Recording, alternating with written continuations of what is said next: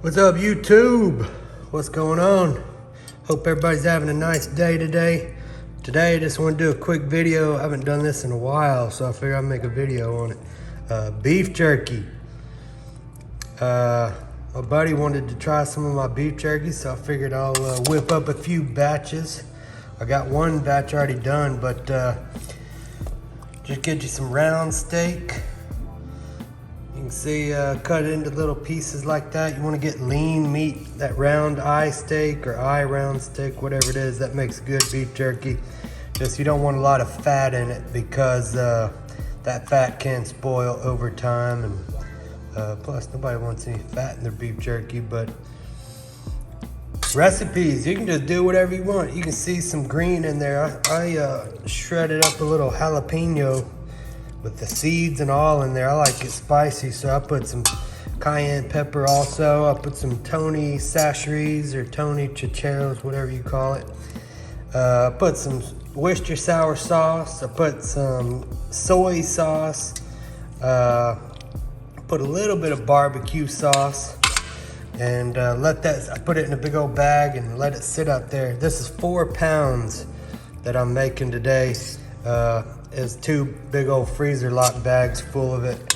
Let it sit out there and marinate for, some people say an hour. I did it for 24 hours. And I just tasted my other one and it is good. So I recommend 24. I even heard some guys say 48 hours, so whatever you do, this is one of those deals that you just test and try what you like, what works for you. So yeah, you just want to cut that meat into little bitty pieces and strips, and eventually it'll turn into this. This is what my first batch turned out. Man, it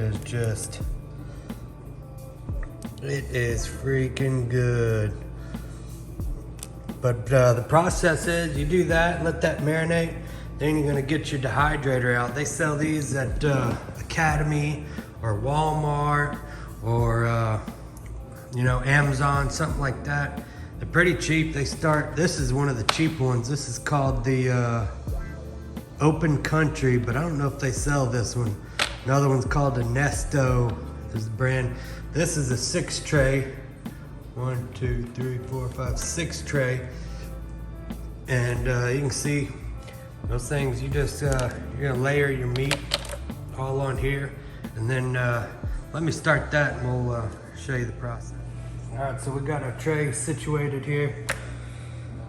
Got my hands washed.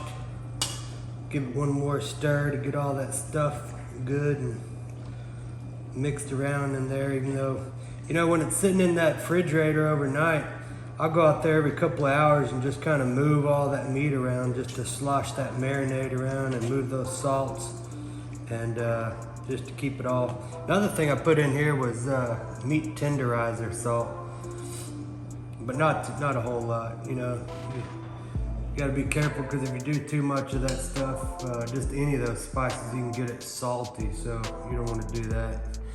What you do is just take it and take each little piece. You're gonna get dirty here. You don't want to get that meat too crowded on that tray. You want to have enough room for air to get in between there, so you don't want it overlapping or nothing. So I just, like a puzzle, you just keep adding this meat. Get it on there. I try to flatten it out, And as you can see, I cut my strips against the grain, like that. That way when you take a bite, that meat just comes apart. So that's the way I like to do it. Some people like it to go with the grain, but I think it makes it a little more tender if you go against the grain. Just like you would on some fajita meat, you cut it against that grain to make it more tender. But yeah, guys, I'm gonna do this, and then we'll get this board loaded up. And then as you can see, you just take your tray and put it on the next one and start loading it up. And we'll fill these 6 trays up, and we'll show you the next. Okay guys, finally got all that layered out. As you can see, don't have any of them overlapping or nothing. So it's full on there. I probably could put some more on there. I got just a little bit left I need to use, but I'll just add it when I'm done with this. Now let's take this outside. We'll get the top on it. We'll get this to start dehydrating. All right, guys, we got this outside. Take one last look at it. You can see all those spices on it. First batch turned out amazing. You can see some little jalapeno. I just cut, you know, like you would grate cheese, real fine cheese. I grated a jalapeno like that and just made a little spice, you know. And you just see it in there like that. Just give it a little kick, or whatever your favorite seasoning is. Guys, a quick add-in I forgot to tell you about. If you like that, I love that peppered beef jerky. Get one of those. After you lay your meat out, this is the time while it's still wet. Forgot. I'm gonna come through here and just add some of that crushed pepper. That'll give it just a little more spice. And then you just add how much ever you want.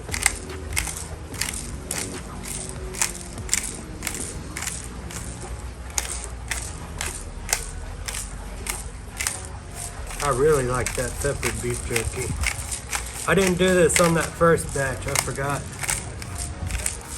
Lucky for y'all, I remembered so I could tell you. But here's this, open country. Mine doesn't have a temperature. I guess there's some that you can make or buy, a little more expensive ones that have a temperature on there. But this one, just on and off switch. Just a little fan inside there, just blows it all down in those trays. I do it outside because it'll smell the house up like beef jerky, which that's not a bad thing, but my wife, she likes roses better, I guess. But we'll let this thing go for about 3 hours or so, and then we'll come back and check it, maybe flip some of them. Sometimes I'll move the bottom trays to the top and just kind of circulate them around a little bit. But 3 to 4 hours. And then what we do, this is the first time doing this for me. And we put some parchment paper down. I don't think you need to, but that is raw meat when we're drying that beef jerky out. So that's raw meat we got on there, drying out there. You know, they say you're not supposed to handle raw meat or whatever like that because of bacteria or E. coli or whatever, but I've always eaten it right off that dehydrator, never had any problems. But this time, I did read a few things about where you should put this, once it's done dehydrating, it's just how you like it. Take it, heat that oven up 275 degrees and let this let it come up to temperature, and then put this in here. I did 12 minutes, but they say 10 to 15 minutes. But you can see this one's goes from this to this. You can see this is done, and man, I tell you what, it is crispy, still chewy, right amount of spice on it, and it is just, that oven, putting it in the oven on that last step really made a huge difference. And I think the idea is to kill the bacteria if there is any growing on it. But also soy sauce, Worcestershire sauce, you bring that, you get, by putting it in the oven, you get it closer to those things' burn points, which really enhances the flavor, which I notice a huge difference. So I'll definitely be doing this from here on out. But yeah, once that other batch finishes, we'll throw it in the oven on that parchment paper, throw it in there for 275 for 12 to 15 minutes, and it'll be good to go. They say it'll last about 2 to 4 weeks. 2 weeks if you don't put it in the refrigerator, 4 weeks if you do put it in the refrigerator. But as we all know, This stuff ain't gonna last longer than a day or two. But as you can see, this is about between that and this.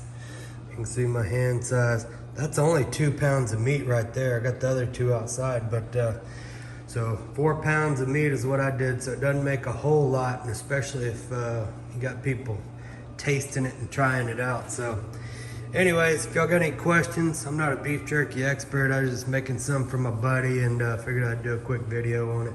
But anyways, if you have any questions, leave them in the comments, like, subscribe, and we'll see y'all later. Hope y'all have a great afternoon.